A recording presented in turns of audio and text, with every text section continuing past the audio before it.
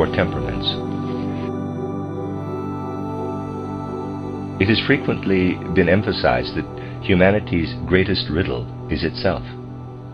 Both natural and spiritual science ultimately try to solve this riddle, the former by understanding the natural laws that govern our outer being, the latter by seeking the essence and purpose inherent in our existence. Now, as correct as it may be that humanity's greatest riddle is itself, it must also be emphasized that each individual human being is a riddle, often even to itself. Every one of us experiences this in encounters with other people. Today we shall be dealing not with general riddles, but rather with those posed to us by every human being in every encounter, and these are just as important.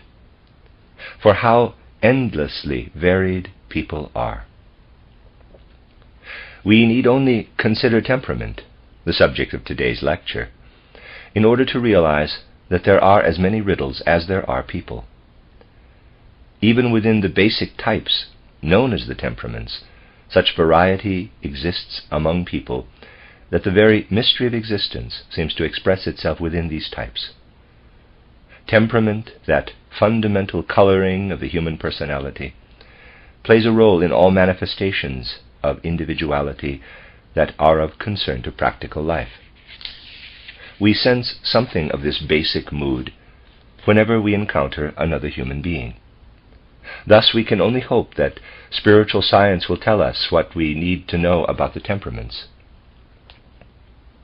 Our first impression of the temperaments is that they are external, for although they can be said to flow from within, they manifest themselves in everything we can observe from without. However, this does not mean that the human riddle can be solved by means of natural science and observation. Only when we hear what spiritual science has to say can we come closer to understanding these peculiar colorations of the human personality. Spiritual science tells us, first of all, that the human being is part of a line of heredity. A person displays the characteristics that were inherited from father, mother, grandparents, and so on. These characteristics are then passed on to the following progeny.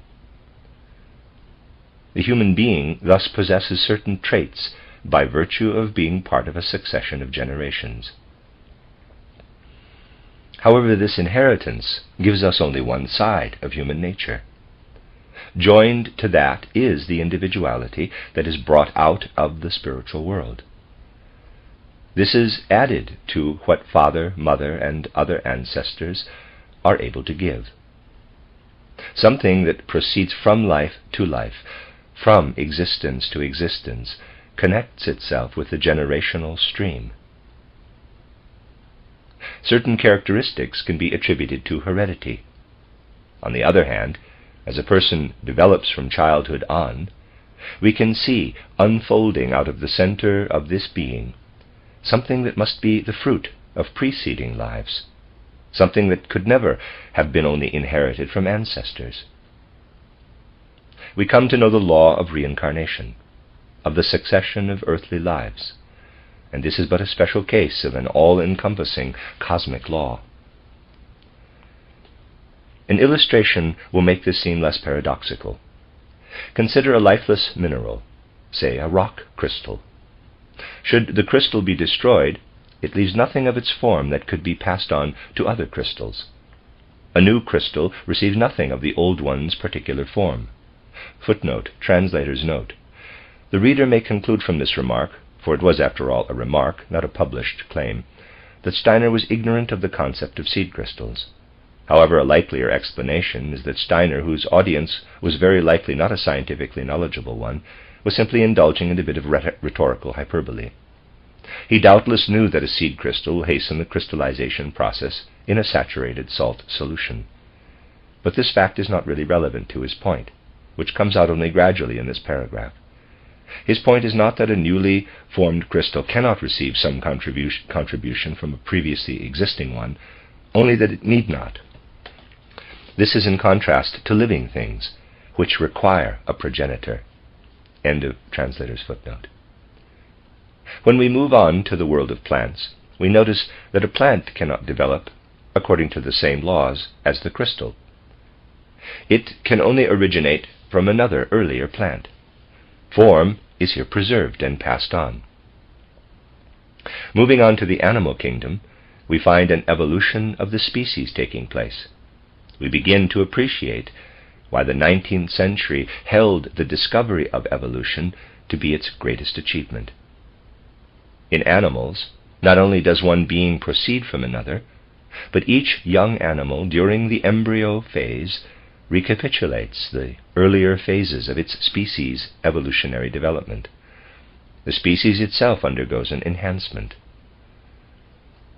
In human beings, not only does the species evolve, but so does the individual.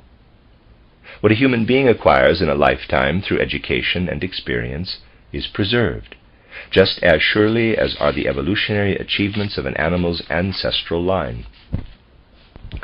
It will someday be commonplace to trace a person's inner core to a previous existence.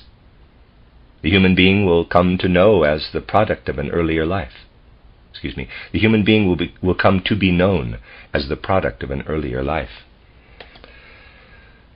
The views that stand in the way of this doctrine will be overcome, just as was the scholarly opinion of an earlier century, which held that living organisms could arise from non-living substances.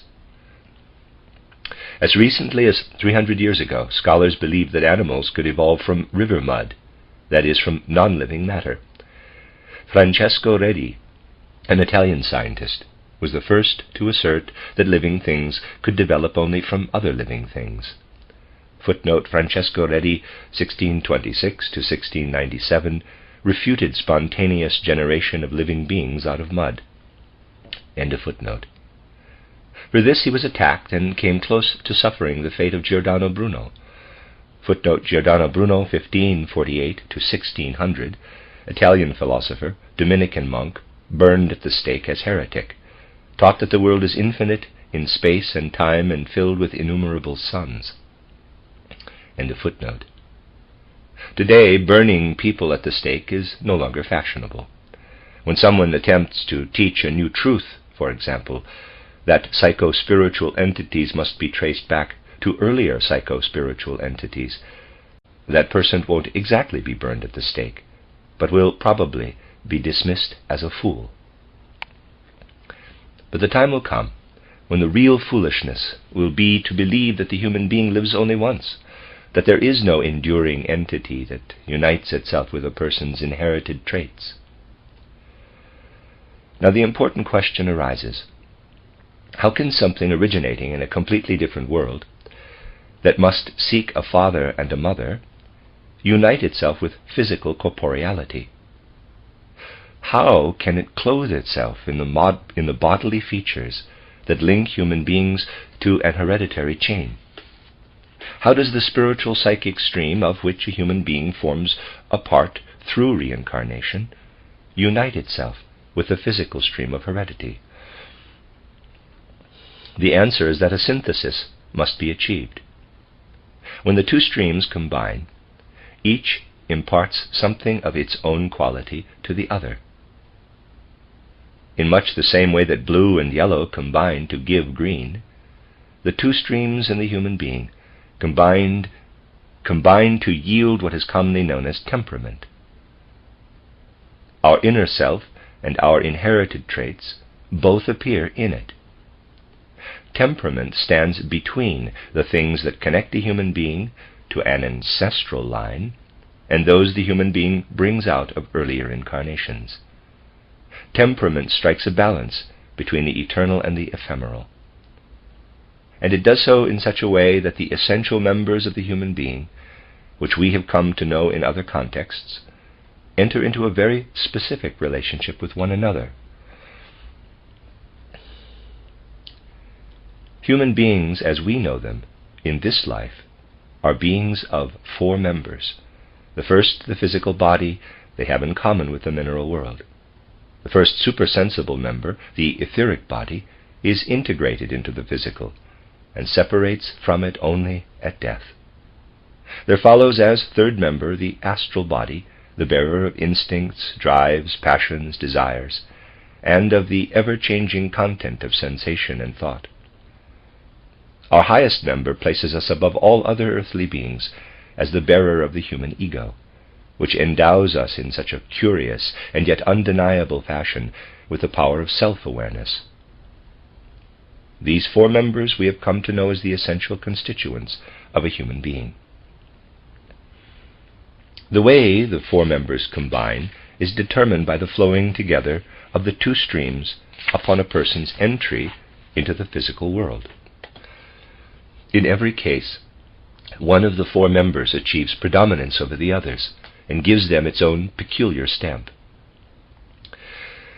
Where the bearer of the ego predominates, a choleric temperament results. Where the astral body predominates, we find a sanguine temperament. Where the etheric or life body predominates, we speak of a phlegmatic temperament. And where the physical body predominates, we have to deal with a melancholic temperament. The specific way in which the eternal and the ephemeral combine determines what relationship the four members will enter into with one another. The way the four members find their expression in the physical body has also frequently been mentioned. The ego expresses itself in the circulation of the blood. For this reason, in the choleric, the predominant system is that of the blood. The astral body expresses itself physically in the nervous system. Thus, in the sanguine, the nervous system holds sway. The etheric body expresses itself in the glandular system. Hence, the phlegmatic is dominated physically by the glands. The physical body, as such, expresses itself only in itself. Thus, the outwardly most important feature in the melancholic is the physical body. This can be observed in all phenomena connected with these temperaments. In the choleric, the ego and the blood system predominate. Cholerics come across as people who must always have their own way. Their aggressiveness, everything connected with their forcefulness of will, derives from their blood circulation. In the nervous system and astral body, sensations and feelings constantly fluctuate. Any harmony or order results solely from the restraining influence of the ego. People who do not exercise that influence appear to have no control over their thoughts and sensations. They are totally absorbed by the sensations, pictures, and ideas that ebb and flow within them. Something like this occurs whenever the astral body predominates, as for example in the sanguine. Sanguines surrender themselves, in a certain sense, to the constant and varied flow of images, sensations, and ideas, since in them the astral body and nervous system predominate. The nervous system's activity is restrained only by the circulation of the blood. That this is so becomes clear when we consider what happens when a person lacks blood or is anemic, in other words, when the blood's restraining influence is absent. Mental images fluctuate wildly, often leading to illusions and hallucinations. A touch of this is present in sanguines. Sanguines are incapable of lingering over an impression. They cannot fix their attention on a particular image, nor sustain their interest in an impression. Instead, they rush from experience to experience, from percept to percept. This is especially noticeable in sanguine children, where it can be a source of concern. The sanguine child's interest is easily kindled. A picture will easily impress, but the impression quickly vanishes. We proceed now to the phlegmatic temperament. We observed that this temperament develops when the etheric or life body, as we call it, which regulates growth and metabolism, is predominant.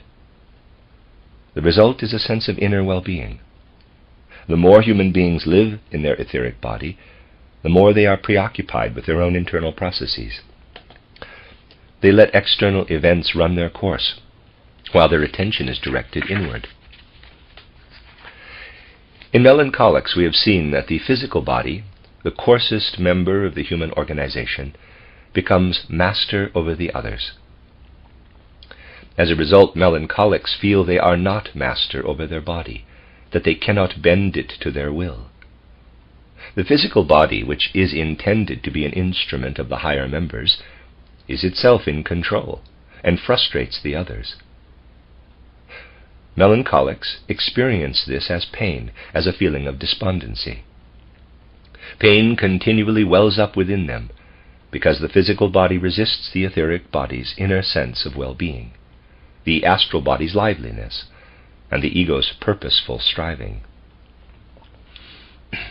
The varying combinations of the four members also manifest themselves quite clearly in external appearance. People in whom the ego predominates seek to triumph over all obstacles, to make their presence known. Accordingly, their ego stunts the growth of the other members. It withholds from the astral and etheric bodies their due portion. This reveals itself outwardly in a very clear fashion. Johann Gottlieb Fichte, that famous German choleric, was recognizable as such purely externally. Footnote: Johann Gottlieb Fichte, 1762 to 1814, German idealist philosopher. End of footnote. His build revealed clearly that the lower essential members had been held back in their growth. Napoleon, another classic example of the choleric, was so short because his ego had held the other members back. Footnote: Napoleon Bonaparte, 1769 to 1821, French ruler and emperor, 1804 to 1814 and 1815. End of footnote. Of course, one cannot generalize that all cholerics are short and all sanguines tall. It is a question of proportion. What matters is the relation of size to overall form. In the sanguine, the nervous system and the astral body predominate. The astral body's inner liveliness animates the other members and makes the external form as mobile as possible. Whereas the choleric has sharply chiseled facial features, the sanguines are mobile, expressive, changeable. We see the astral body's inner liveliness manifested in every outer detail, for example, in a slender form, a delicate bone structure, or lean muscles. The same thing can be observed in details of behavior.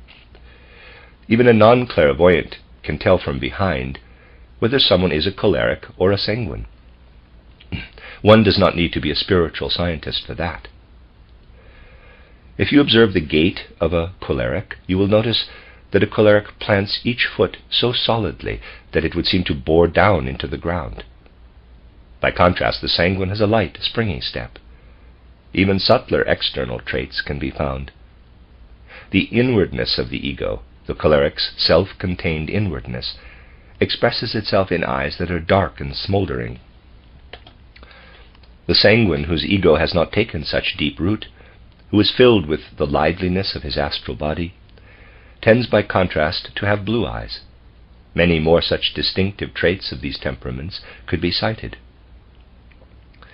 The phlegmatic temperament manifests itself in a static, indifferent physiognomy, as well as in plumpness, for fat is due largely to the activity of the etheric body. In all this, the phlegmatic's inner sense of comfort is expressed. The gait is loose-jointed and shambling, and the manner timid. Phlegmatics seem somehow to be not entirely in touch with their surroundings. The melancholic is distinguished by a hanging head, as if the strength necessary to straighten the neck was lacking. The eyes are dull, not shining like the choleric's. The gait is firm, but in a leaden way, rather than a resolute sort of way.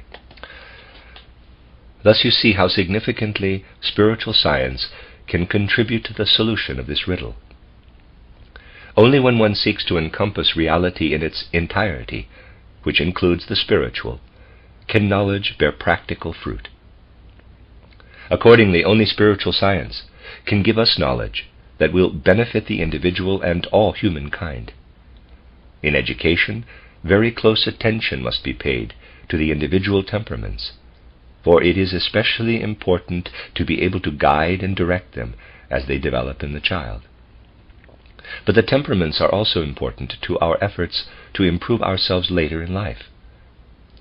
we do well to attend to what expresses itself through them if we wish to further our personal development. The four fundamental types I have outlined here for you naturally never manifest themselves in such pure form.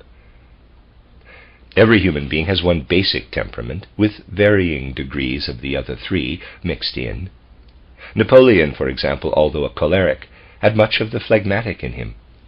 To truly master life, it is important that we open our souls to what manifests itself as typical.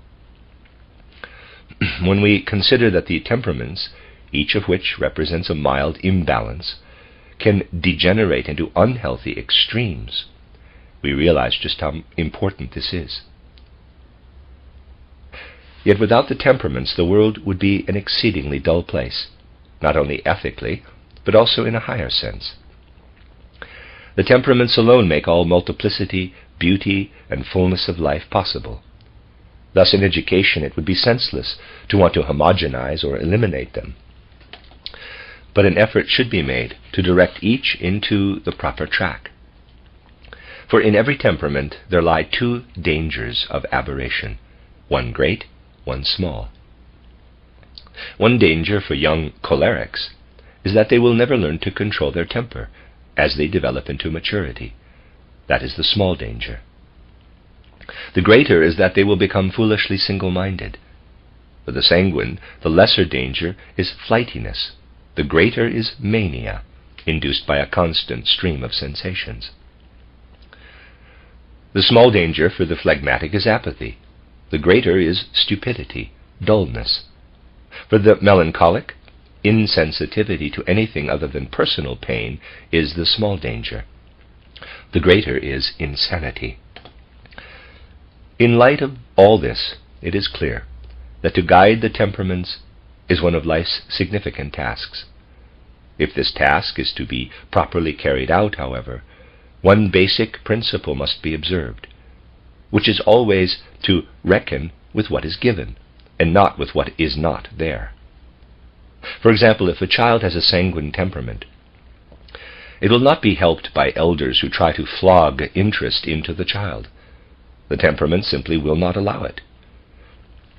Instead of asking what the child lacks, in order that we might beat it in, we must focus on what the child has and base ourselves on that. And as a rule, there is one thing that will always stimulate the sanguine child's interest.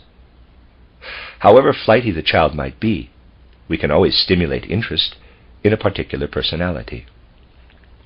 If we ourselves are that personality, or if we bring the child together with someone who is, the child cannot but develop an interest. Only through the medium of love for a personality can the interest of the sanguine child be awakened.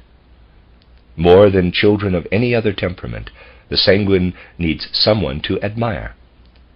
Admiration is here a kind of magic word, and we must do everything we can to awaken it. We must reckon with what we have. We should see to it that the sanguine child is exposed to a variety of things in which a deeper interest is shown. These things should be allowed to speak to the child, to have an effect upon the child. They should then be withdrawn, so that the child's interest in them will intensify. Then they may be restored. In other words, we must fashion the sanguine's environment so that it is in keeping with the temperament. The choleric child is also susceptible of being led in a special way. The key to this child's education is respect and esteem for a natural authority. Instead of winning affection by means of personal qualities, as we try to do with the sanguine child, we should see to it that the child's belief in the teacher's ability remains unshaken. The teacher must demonstrate an understanding of what goes on around the child. Any showing of incompetence should be avoided. The child must persist in the belief that the teacher is competent, or all authority will be lost. The magic potion for the choleric child is respect and esteem for a person's worth. Just as for the sanguine child, it is love for a personality. Outwardly, the choleric child must be confronted with challenging situations. The choleric must encounter resistance and difficulty, lest life become too easy. The melancholic child is not easy to lead. With a melancholic, however, a different approach may be applied. For the sanguine child, the approach is love for a personality. For the choleric, it is respect and esteem for a teacher's worth. By contrast, the important thing for the melancholic is that the teachers be people who have, in a certain sense, been tried by life, who act and speak on the basis of past trials.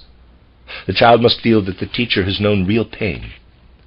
Let your treatment of life's details be an occasion for the child to appreciate what you have suffered. Sympathy with the destinies of others furthers the melancholic's development. Here, too, one must reckon with what the child has. The melancholic has a firmly rooted capacity for suffering, for discomfort, that cannot be disciplined out. However, it can be redirected.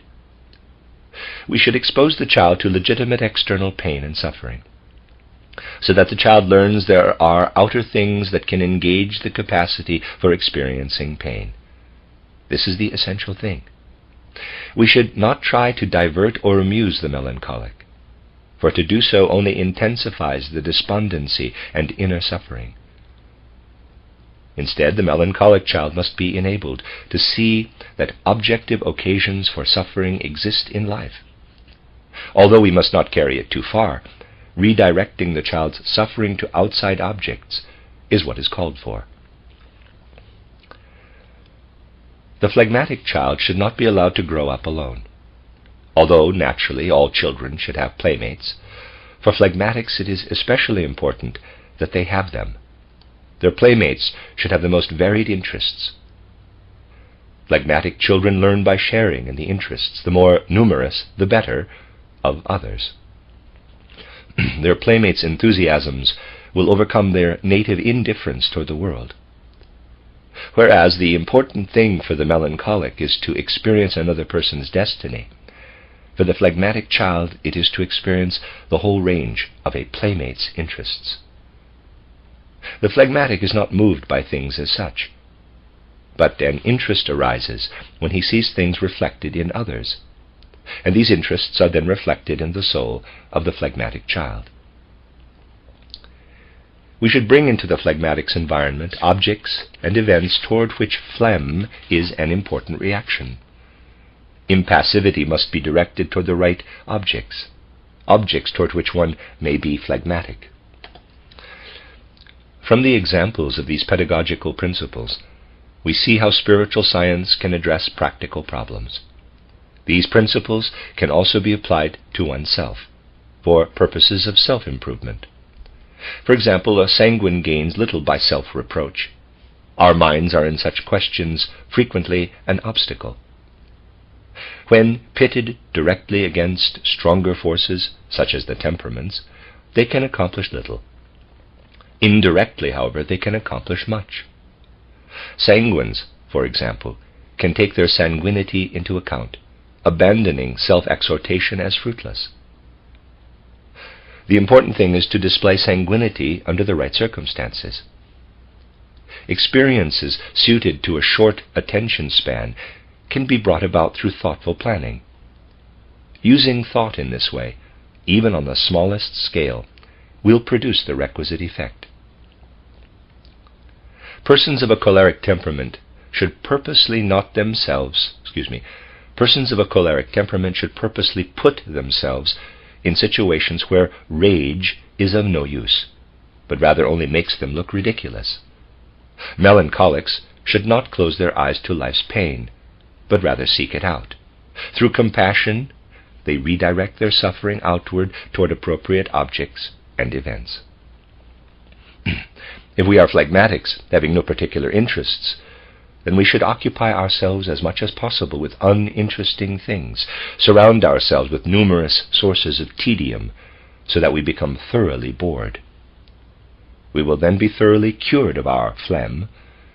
We will have gotten it out of our system. Thus does one reckon with what one has, and not with what one does not have. By filling ourselves with practical wisdom such as this, we learn to solve that basic riddle of life, the other person. It is solved not by postulating abstract ideas and concepts, but by means of pictures. Instead of arbitrarily theorizing, we should seek an immediate understanding of every individual human being. We can do this, however, only by knowing what lies in the depths of the soul. Slowly and gradually, spiritual science illuminates our minds, making us receptive not only to the big picture, but also to subtle details. Spiritual science makes it possible that when two souls meet and one demands love, the other offers it. If something else is demanded, that other thing is given. Through such true living wisdom do we create the basis for society. This is what we mean when we say we must solve a riddle every moment. Anthroposophy acts not by means of sermons, exhortations, or catechisms, but by creating a social groundwork upon which human beings can come to know each other. Spiritual science is the ground of life, and love is the blossom and fruit of a life enhanced by it. Thus spiritual science may claim to lay the foundation for the human being's most beautiful goal, a true, genuine love for humankind.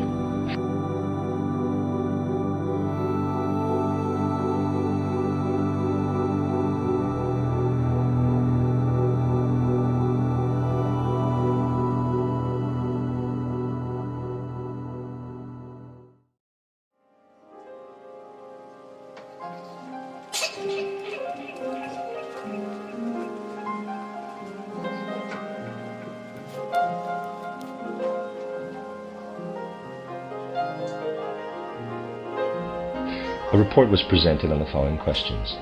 How is the sanguine temperament expressed in a child? How should it be treated? Rudolf Steiner. This is where our work of individuating begins. We have said that we can group children according to temperament.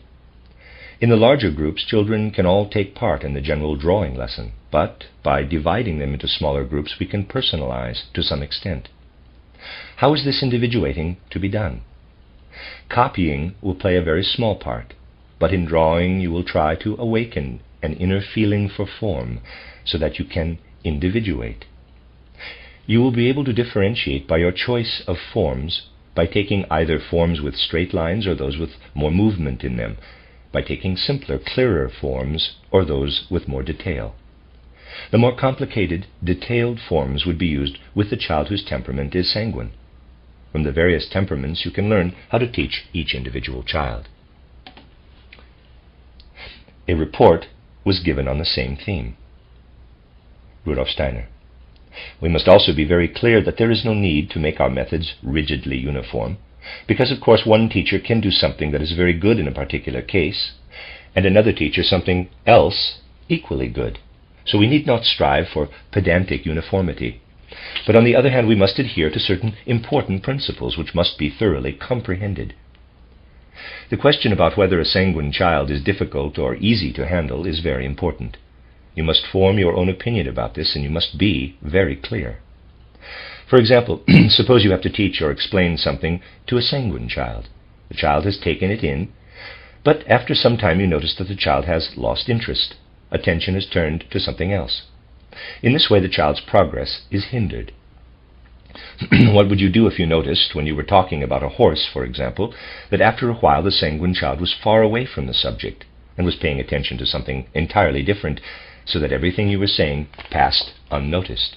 What would you do with a child like this? In such a case, much depends on whether or not you can give individual treatment.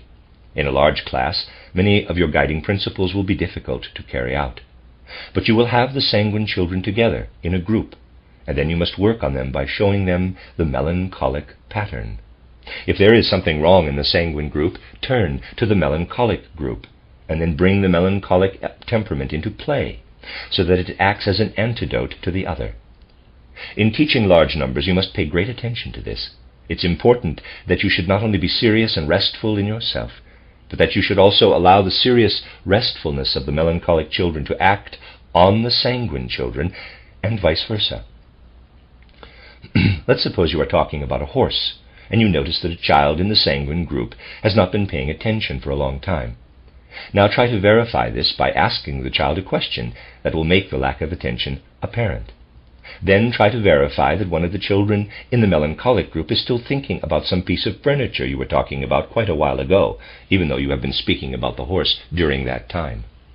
Make this clear by saying to the sanguine child, quote, "You see, you forgot the horse a long time ago, but your friend over there is still thinking about that piece of furniture," unquote. A real situation of this kind works very strongly. In this way, children act correctively on each other. It is very effective when they come to see themselves through these means. The subconscious soul has a strong feeling that such lack of cooperation will prevent a continuation of social life. You must make good use of this unconscious element in the soul, because teaching large numbers of children can be an excellent way to progress, even if you let your pupils wear off each other's. Let me read that again. You must make good use of this unconscious element in the soul, because teaching large numbers of children can be an excellent way to progress if you let your pupils wear off each other's corners. To bring out the contrast, you must have a very light touch and humor, so that the children see you are never annoyed nor bear a grudge against them, that things are revealed simply through your method of handling them. The phlegmatic child was spoken of. Rudolf Steiner. What would you do if a phlegmatic child simply did not come out of herself or himself at all, and nearly drove you to despair? Suggestions were presented for the treatment of temperaments from the musical perspective, and by relating them to Bible history. Phlegmatics, harmonium and piano, harmony, choral singing, the Gospel of Matthew variety. Sanguines, wind instruments, melody, whole orchestra, the Gospel of Luke, inwardness of soul. Cholerics, percussion and drum, rhythm, solo instruments, the Gospel of St. Mark, force, strength. Melancholics, stringed instruments, counterpoint, solo singing, the Gospel of St. John, deepening of the spirit. Rudolf Steiner. Much of this is very correct, especially the choice of instruments and musical instruction. Equally good is the contrast of solo singing for the melancholic, the whole orchestra for the sanguine, and choral singing for the phlegmatic. All this is very good, and also the way you have related the temperaments to the four evangelists. But it wouldn't be as good to delegate the four arts according to temperaments. It is precisely because art is multifaceted that any single art can bring harmony to each temperament. Footnote, the teacher who presented the above suggestions had also allocated particular arts to the various temperaments. End footnote. Within each art, the principle is correct, but I would not distribute the arts themselves in this way. For example, you could in some circumstances help a phlegmatic child very much through something that appeals to the child in dancing or painting. Thus the child would not be deprived of whatever might be useful in any of the various arts. In any single art it is possible to allocate the various branches and expressions of the art according to temperament. Whereas it is certainly necessary to prepare everything in the best way for individual children, it would not be good here to give too much consideration to the temperaments. End section. An account was given about the phlegmatic temperament, and it was stated that the phlegmatic child sits with an open mouth. Rudolf Steiner. That is incorrect. The phlegmatic child will not sit with the mouth open, but with a closed mouth and drooping lips. Through this kind of hint we can sometimes hit the nail on the head. It was very good that you touched on this, but as a rule it is not true that a phlegmatic child will sit with an open mouth, but just the opposite. This leads us back to the question of what to do with the phlegmatic child who is nearly driving us to despair. The ideal remedy would be to ask the mother to wake the child every day at least an hour earlier than the child prefers, and during this time, which you really take from the child's sleep, keep the child busy with all kinds of things. This will not hurt the child, who usually sleeps much longer than necessary anyway. Provide things to do from the time of waking up until the usual waking hour. That would be an ideal cure. In this way you can overcome much of the child's phlegmatic qualities. It will not be possible very often to get parents to cooperate in this way, but much could be accomplished by carrying out such a plan. You can, however, do the following which is only a substitute but can help greatly. When your group of phlegmatics sit there, not with open mouths, and you go past their desks, as you often do, you could do something like this. Dr. Steiner jangled a bunch of keys. This will jar them and wake them up. Their closed mouths would then open, and exactly at this moment, when you have surprised them, you must try to occupy them for 5 minutes. You must rouse them, shake them out of their lethargy by some external means. By working on the unconscious, you must combat this irregular connection between the etheric and physical bodies. You must continually find fresh ways to jolt the phlegmatics, thus changing their drooping lips to open mouths. And that means that you will be making them do just what they do not like doing. This is the answer when the phlegmatics drive you to despair.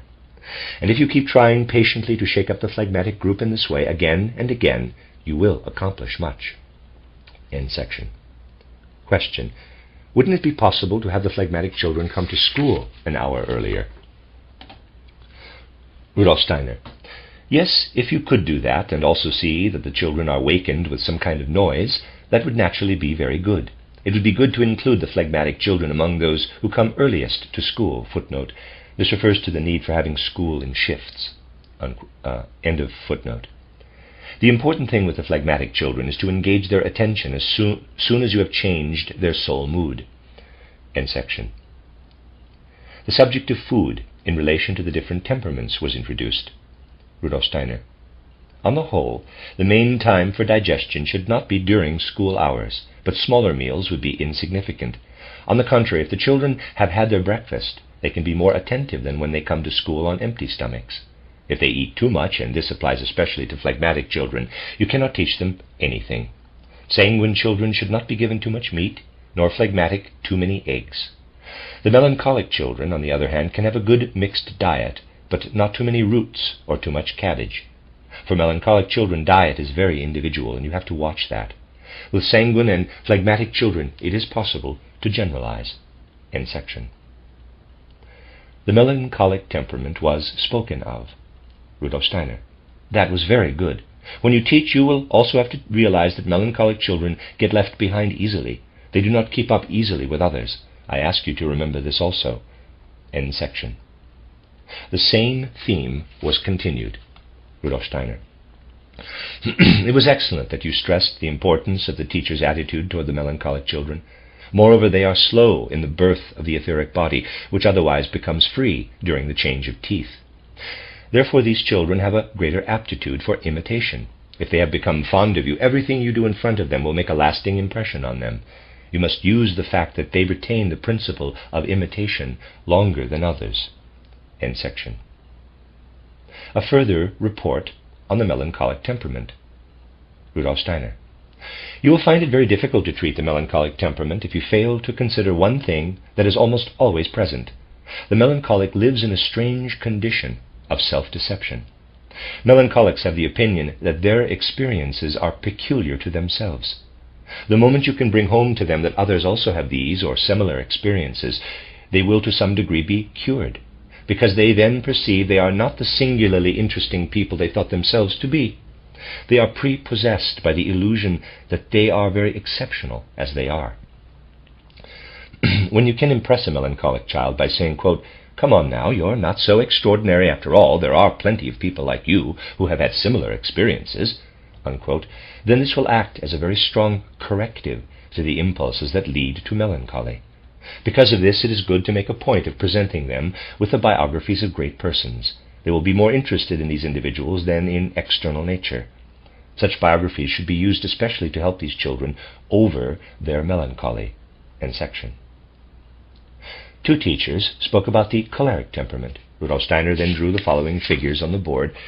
And number one is a very skinny person with a head, and the second one is a little shorter, and the third is a little squatter, and the fourth is a little more squat with the shoulders much larger. So there's four of them. What do we see in these figures? They depict another characterization of the four temperaments. The melancholic children are, as a rule, tall and slender. The sanguine are the most normal. Those with more protruding shoulders are the phlegmatic children, and those with short, stout build, so that the head almost sinks down into the body, are choleric. Both Michelangelo and Beethoven have a combination of melancholic and choleric temperaments. Please remember particularly that when we are dealing with the temperament of a child, as teachers we should not assume that a certain temperament is a fault to be overcome. We must recognize the temperament and ask ourselves the following question: how should we treat it so that the child may reach the desired goal in life, so that the very best may be drawn out of the temperament, and with the help of their own temperaments, children can reach their goals? Particularly in the case of the choleric temperament, we would help very little by trying to drive it out and replacing it with something else. Indeed, much arises from the life and passion of choleric people, especially when we look at history and find that many things would have happened differently had there been no cholerics. So we must make it our task to bring the child, regardless of the temperament, to the goal in life belonging to that child's nature. For the choleric, you should use as much as possible fictional situations, describing situations you have made up for the occasion and that you bring to the child's attention. If, for example, you have a child with a temper, describe such situations to the child and deal with them yourself, treating them in a choleric way. For example, I would tell a choleric child about a wild fellow whom I had met, whom I would then graphically describe to the child. I would get roused and excited about him, describing how I treated him and what I thought of him, so that the child sees temper in someone else. In a fictitious way, the child sees it in action. In this way, you will bring together the inner forces of such a child, whose general power of understanding is thus increased. End section. The teachers asked Rudolf Steiner to relate the scene between Napoleon and his secretary. Rudolf Steiner: for this you would first have to get permission from the Ministry of Housing. Through describing such a scene, the choleric element would have to be brought out. But a scene such as I just mentioned must be described by the teacher so that the choleric element is apparent. This will always arouse the forces of a choleric child, with whom you can then continue to work. It would be ideal to describe such a situation to the choleric group in order to arouse their forces, the effect of which would then last a few days. During that few days, the children would have no difficulty taking in what you want to teach them. Otherwise, they fume inwardly against things that they should be getting through their understanding. Now, I would like you to try something. We should have a record of what we have been saying about the treatment of temperaments, and so I should like to ask Miss B to write a comprehensive survey, approximately 6 pages, of the characteristics of the different temperaments and how to treat them, based on everything I have spoken about here. Also, I will ask Mrs. E to imagine she has 2 groups of children in front of her, sanguine and melancholic, and then in a kind of drawing lesson, to use simple designs, varied according to sanguine and melancholic children. I will ask Mr. T to do the same thing with drawings for phlegmatic and choleric children, and please bring these tomorrow when you have prepared them. Then I will ask, let us say, Miss A, Miss D, and Mr. R to deal with a problem. Imagine that you have to tell the same fairy tale twice, not twice in the same way, but clothed in different sentences, and so on. The first time, pay more attention to the sanguine, and the second time to the melancholic children, so that both get something from it. Then I ask that perhaps Mr. M and Mr. L work at the difficult task of giving 2 separate descriptions of an animal or animal species, first for the cholerics and then for the phlegmatics. And I will ask Mr. O, Mr. N, and perhaps with the help of Mr. U, to solve the problem of how to consider the 4 temperaments in arithmetic. When you consider something like the temperaments in working out your lessons, you must remember above all that the human being is constantly becoming, always changing and developing. This is something that we as teachers must have always in our consciousness, that the human being is constantly becoming, that in the course of life human beings are subject to metamorphosis. And just as we should give serious consideration to the temperamental dispositions of individual children, so we must also reflect on the element of growth, this becoming, so that we come to see that all children are primarily sanguine, even if they are also phlegmatic or choleric in certain things. All adolescents, boys and girls, are really cholerics, and if this is not so at the time of life, it shows an unhealthy development. In mature life, a person is melancholic, and in old age, phlegmatic. This again sheds some light on the question of temperaments, because here you have something particularly necessary to remember at the present time. In our day, we love to make fixed, sharply defined concepts. In reality, however, everything is interwoven, so that even while you are saying that a person is made up of head, breast, and limb organizations, you must be clear that these three really interpenetrate one another. Thus a choleric child is only mostly choleric, a sanguine mostly sanguine, and so on. Only at the age of adolescence can one become completely choleric. Some people remain adolescents till they die, because they preserve this age of adolescence within themselves throughout life. Nero and Napoleon never outgrew the age of youth. This shows us how qualities that follow each other during growth can still, through further change, permeate each other again. What is the poet's productivity actually based on, or indeed any spiritually creative power? How does it happen that a man, for example, can become a poet? It is because he has preserved throughout his whole life certain qualities that belong to early manhood and childhood. The more such a man remains young, in quotes, the more aptitude he has for the art of poetry. In a certain sense, it is a misfortune for such a man if he cannot keep some of the qualities of youth, something of a sanguine nature his whole life through. It is very important that teachers can become sanguine out of their own resolve. And it is, moreover, tremendously important for teachers to remember this, so they may cherish this happy disposition of the child as something of particular value. All creative qualities in life, everything that fosters the spiritual and cultural side of the social organism, all of this depends on the youthful qualities in a human being. These things will be accomplished by those who have preserved the temperament of youth. All economic life, on the other hand, depends on the qualities of old age finding their way into people, even when they are young. This is because all economic judgment depends on experience. Experience is best gained when certain qualities of old age enter into people, and the old person is indeed a phlegmatic. Those business people prosper most whose other attributes and qualities have an added touch of the phlegmatic, which really already bears the stamp of old age. That is the secret of very many business people, that in addition to their other good qualities as business people, they also have something of old age about them, especially in the way they manage their businesses. In the business world, a person who only developed the sanguine temperament would only get as far as the projects of youth, which are never finished. A choleric who remains at the stage of youth might spoil what was done earlier in life through policies adopted later. The melancholic cannot be a business person anyway, because a harmonious development in business life is connected with the quality of old age. A harmonious temperament, along with some of the phlegmatic's unexcitability, is the best combination for business life. You see, if you are thinking of the future of humankind, you must really notice such things and consider them. A person of 30 who is a poet or painter is also something more than, quote, a person of 30, unquote, because that individual at the same time has the qualities of childhood and youth within, which have found their way into the person's being. When people are creative, you can see how another being lives in them, in which they have remained more or less childlike, in which the essence of childhood still dwells. Everything I have exemplified must become the subject of a new kind of psychology,